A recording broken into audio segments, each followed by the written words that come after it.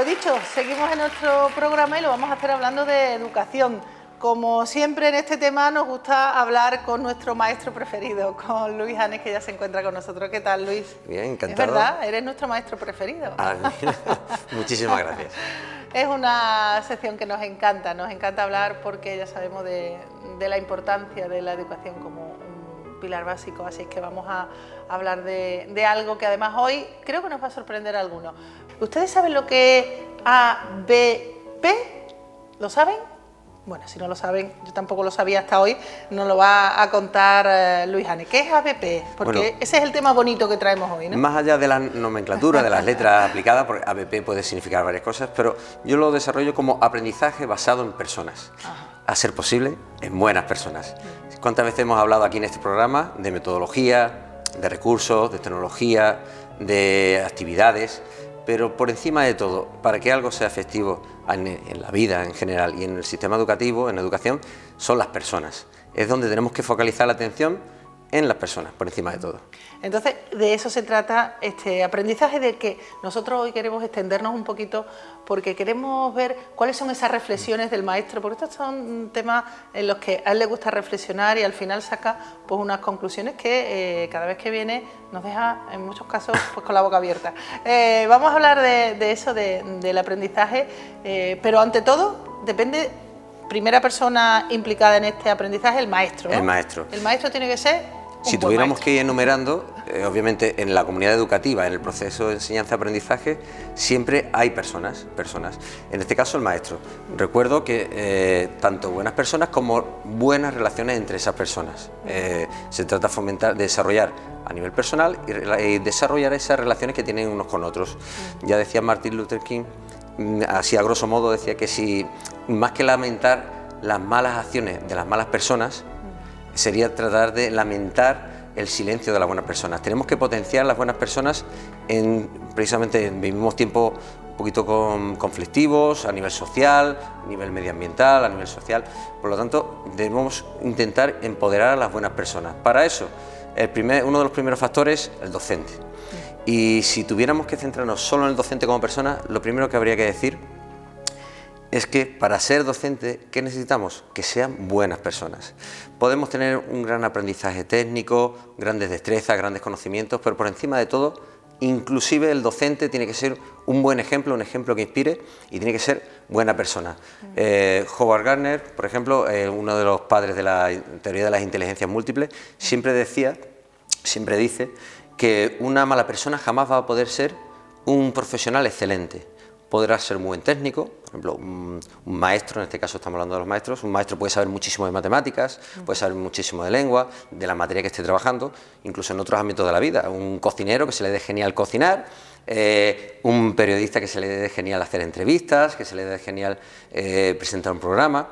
Pero además de eso hay una parte que es la que hace la diferencia, Howard Gardner lo recalca muchas veces, entre un buen técnico, una persona que sepa mucho de su disciplina, y un profesional excelente. Y eso es saber relacionarte con las personas que tienes en tu entorno y con los que, de cara a los que estás. Un docente, por ejemplo, está de cara, obviamente, hacia niños y niñas, donde tiene que ser un ejemplo inspirador como buena persona. O sea que para que un maestro sea un maestro excelente, que es lo que queremos nosotros como padres, como maestros, ellos en sí, los maestros y por supuesto, como no, los alumnos, para que los maestros sean excelentes tienen que ser, aparte de buen profesional, buena persona. Sí, siempre hago referencia a una fórmula que tiene Víctor Coopers, que dice que cuánto valemos como persona.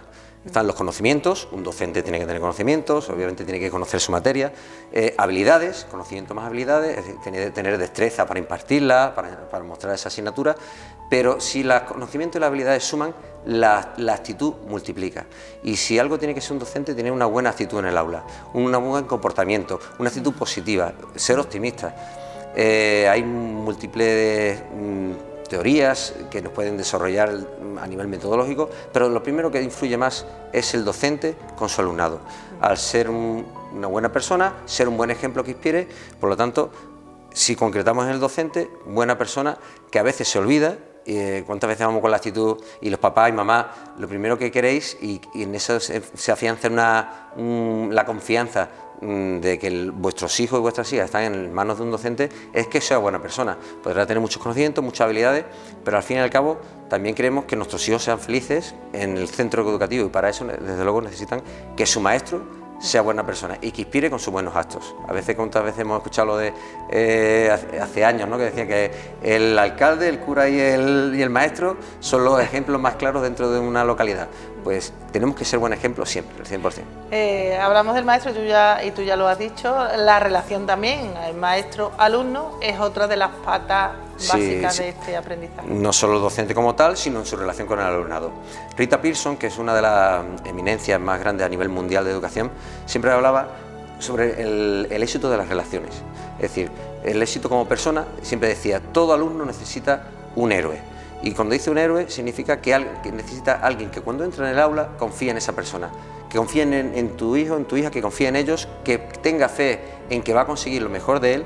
Y de hecho hay estudios que no son solo palabrería o pura retórica, hay estudios, por ejemplo, los estudios más amplios que hay a nivel educativo de John Hattie del 2018, el año pasado lo volví a actualizar, donde indica que el segundo factor más importante, más relevante y con más influencia para el éxito educativo y para el éxito del aprendizaje es la fe que tenga el docente, la confianza del docente, las expectativas, que le llama a él en su estudio, las expectativas que tenga el docente en su alumnado. Como decía, yo siempre recordaré la anécdota de cada vez que empiezo con un grupo nuevo de niños, entre comillas miento. Yo llego a un centro nuevo, veo sus informes, veo sus fichas y cada vez que este año he vuelto a cambiar de centro educativo, un nuevo grupo, el año pasado otro grupo y cada vez que empiezo con un grupo, el primer día siempre lo tengo claro, siempre empiezo con ellos, con los niños y con las niñas diciéndole qué suerte he tenido.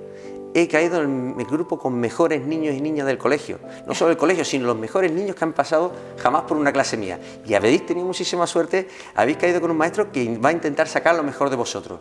Yo te aseguro que si el niño siente de que el docente tiene la expectativa y tiene fe en que va a conseguir lo mejor de ellos, los niños le van a querer devolver con creces esa fe que tiene, esa confianza. Y de hecho hay estudios que demuestran que la expectativa es el segundo factor. Ya te diré el primero, que también te lo voy a mencionar hoy.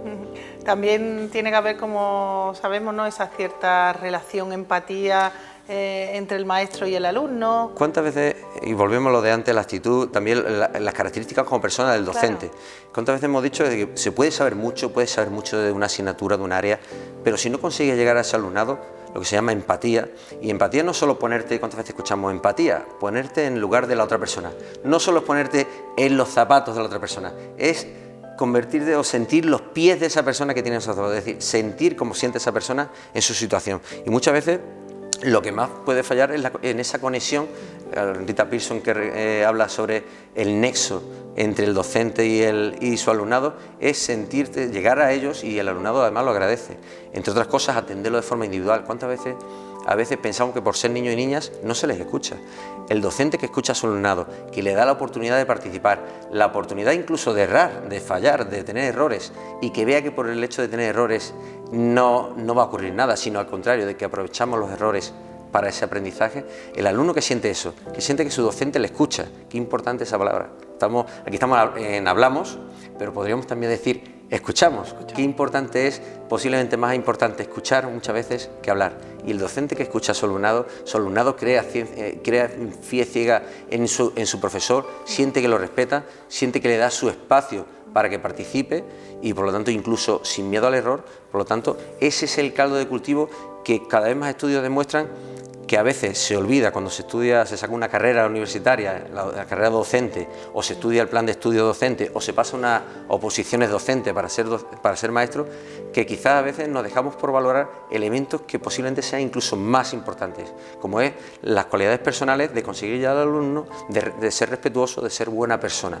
Por eso siempre digo, insisto en el concepto del aprendizaje basado en personas. Una de las primeras, el docente. Segundo, el niño. Y al niño, realmente, ¿cuántas veces habremos escuchado? Ahora vienen las notas, vienen los boletines, y es importante la lectoescritura, es importante el cálculo matemático, pero siempre diremos, y el mundo, en la situación un poquito crítica que estamos a día de hoy, que lo más importante son las personas, y que sea buena persona. Por eso es importantísimo lectoescritura, cálculo, pero también que sean buenas personas. Volvemos a incidir con eso. ¿Qué papel tiene el maestro cuando un niño fracasa? En el fracaso escolar, ¿cuál es el papel del maestro? ¿Cómo? Precisamente en esa línea va, porque ¿qué consideramos fracaso? Ya tuvimos aquí, podemos tirar de hemeroteca, tuvimos un programa hablando sobre el fracaso escolar, informe PISA, resultados que no están siendo satisfactorios, pero el fracaso escolar es cuando tiramos la toalla con un niño y con una niña. Por eso yo siempre matizo el tema de fracaso escolar. El niño puede tener errores, puede que no tengamos los resultados obtenidos en el momento y a la velocidad que queremos que los tenga, quizás debemos adaptarnos más, hablamos en su momento de itinerarios educativos. Es decir, para que sea fracaso educativo significa de que no hemos conseguido sacar lo máximo de ese alumnado, y ya veremos dónde nos deja lo máximo, que le hemos fallado a ese alumno. Por tanto, fracaso escolar significa que el niño queda fuera de un sistema educativo que no atienda a sus cualidades. Como dije ya en su momento, hablamos sobre fracaso escolar. La palabra fracaso, podemos hablar de errores, podemos hablar de dificultades, y en toda dificultad una oportunidad para conseguir solucionar y darlo todo por ese alumnado.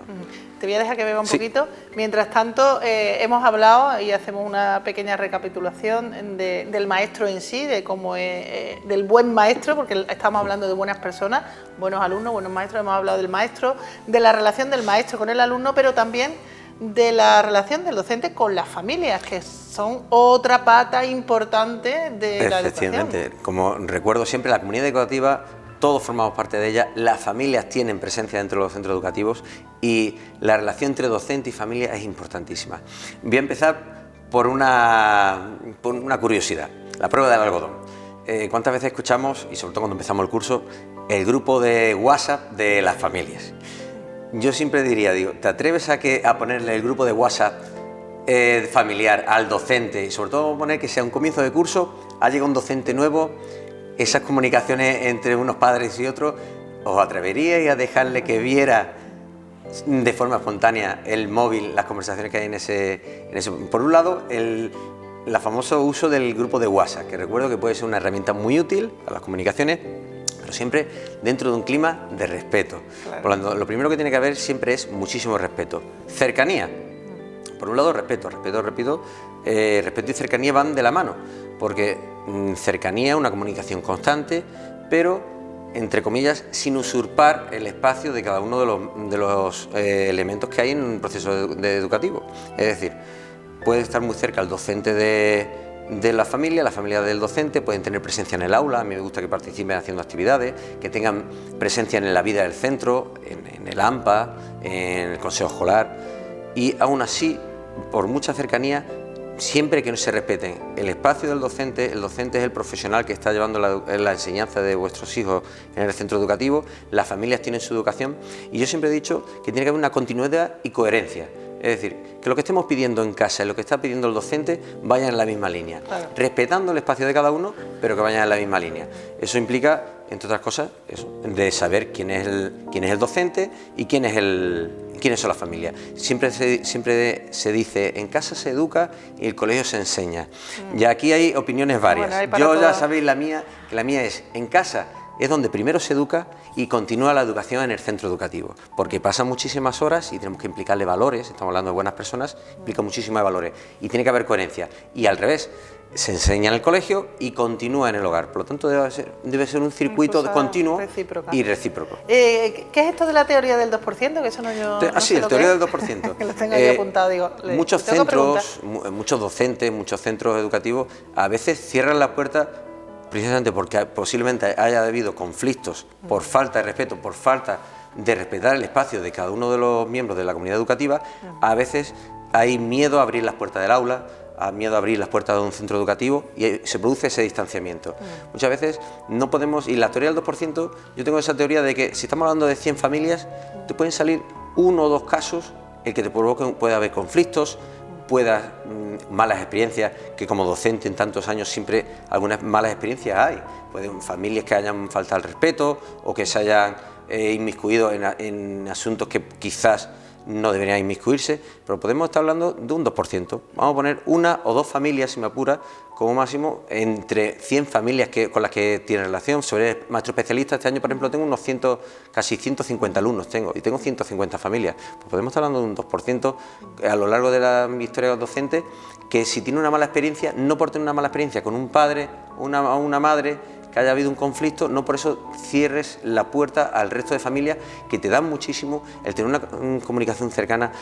Conozco y tengo ya a mi espalda muchísimas familias de alumnos con los que he trabajado, que son personas maravillosas, muy respetuosas y han colaborado muchísimo con mis clases, con las clases nuestras que hemos tenido día a día, y por lo tanto, si cualquier docente, por la experiencia de ese 2%, cerrar las puertas de su aula, se puede perder algo maravilloso, que es una buena relación con la familia, una relación cercana y respetuosa. Y que yo como madre, imagino que muchas familias pensamos, ¿no?, que esa relación tiene que ser fluida entre las familias y el docente. Sí, porque... Y entre los docentes, entre ellos, también tiene que haber una buena relación, sí, claro, porque muchas veces ahí también hay conflictos, como ¿no? en todos los elementos de la vida. Siempre he dicho que siempre recuerdo por qué me he dedicado a la docencia, porque entiendo quizás mejor.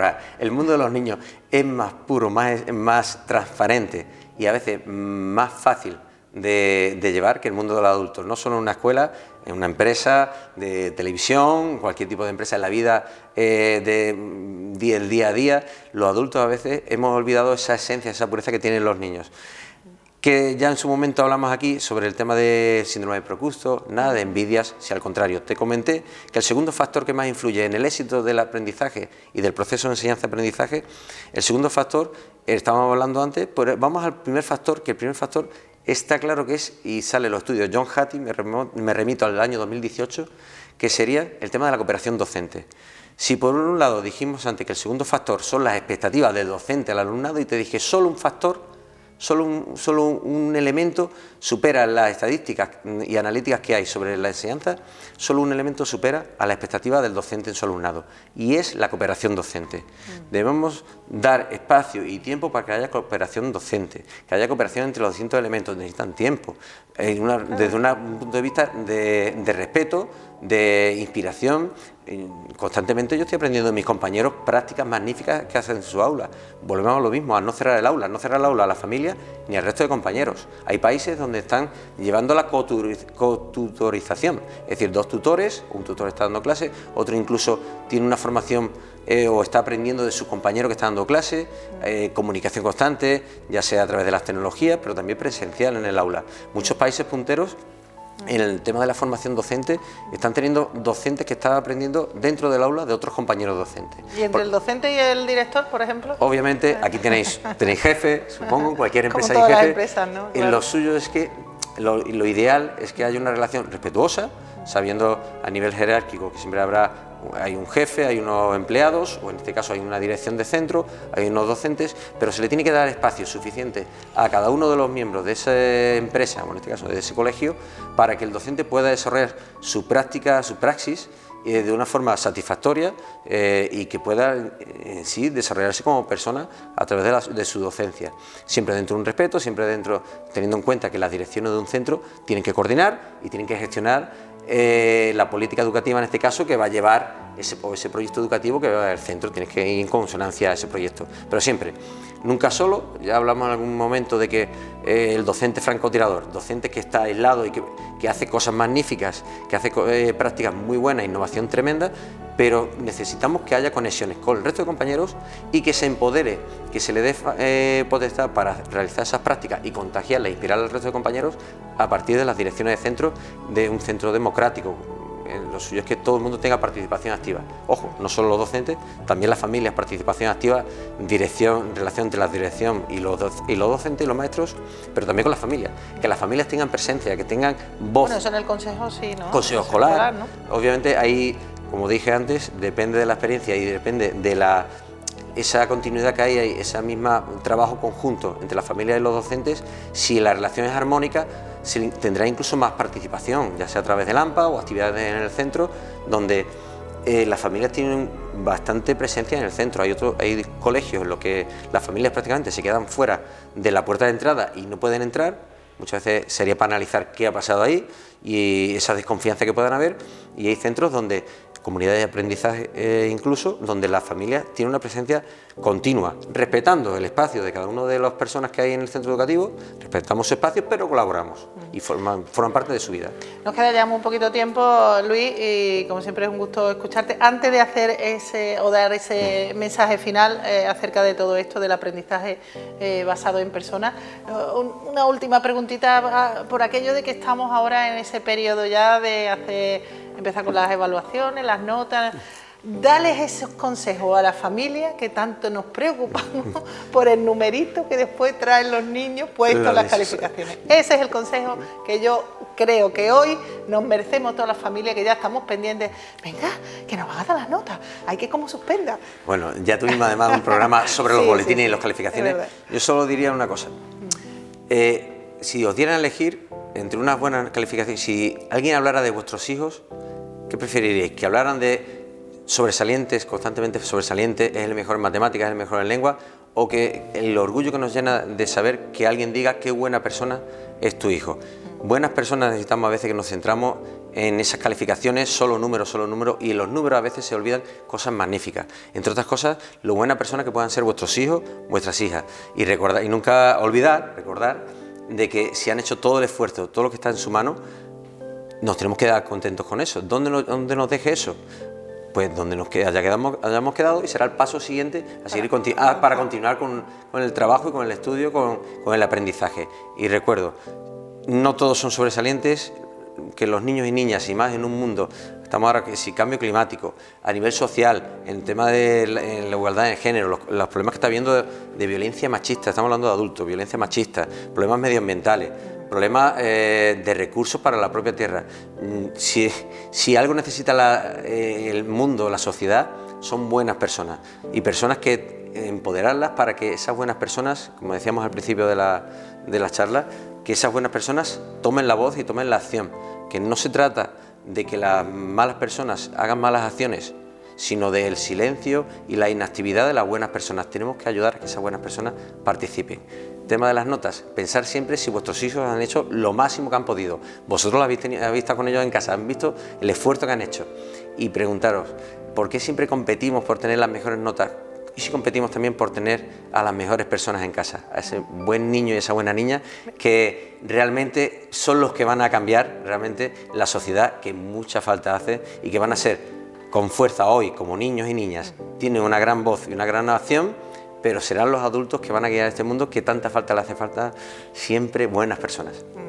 Bueno, y ahora ya que estamos en plena Navidad, ya una vez que pasa el puente del 8 de diciembre de la Constitución, ya estamos ya en modo Navidad. En modo Navidad. Y en modo Navidad ya también uno piensa en escribir la carta a los Reyes, que sea una carta pues solidaria, y competiciones, bueno, a los niños, que seguro se están portando muy bien, niños y niñas se están portando muy bien, seguro que les va a venir muchísimas cosillas, y no olvidar que aparte de las cosas materiales, pidamos lo mejor para este mundo, lo mejor para las familias. Siempre salió en su momento también cuando hablamos de un programa sobre regalos navideños, lo mejor que se puede dar, ojo, tanto el docente como las familias, es tiempo y cariño. Esos son los mejores regalos que podemos tener siempre, tiempo y cariño. Y cuando ya sea ya algo más material, porque eso es inevitable, pues vamos a optar por juegos educativos, por libros y por muchas cosas que hay. Una lectura, ¿verdad? Vamos a regalarle un ya volveremos, ya cuando lleguemos las vacaciones volvamos. ¿Qué te han traído? Y al maestro se le pondrá la cara ilusionada cuando vea que traen libros para comentarte, que los Reyes les han traído unos libros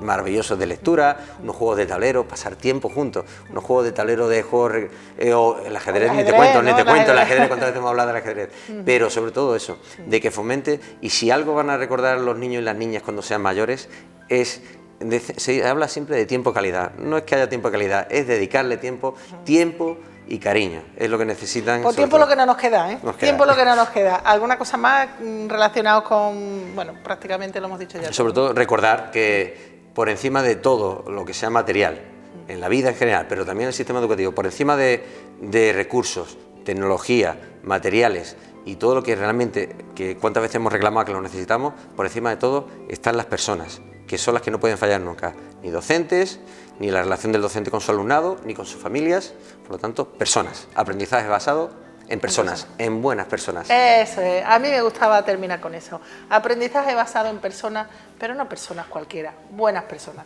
Gracias, Luis, por haber estado aquí en este último programa contigo este año, pero volvemos, por supuesto, en 2020 a seguir hablando de educación. Que tengas unas felices fiestas. Igualmente. Porque de eso se trata también, de disfrutar, y además los maestros precisamente les hace mucha falta ese descanso de las Navidades. Y a ustedes, que gracias por estar ahí como siempre, disfruten y sean felices. Adiós.